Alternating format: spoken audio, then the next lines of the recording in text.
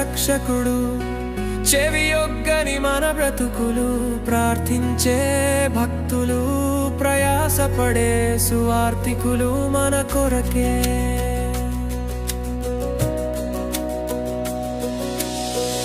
ఎదురు చూసే రక్షకుడు, చెవియొగ్గని మన బ్రతుకులు, ప్రార్థించే భక్తులు, ప్రయాసపడే సువార్తికులు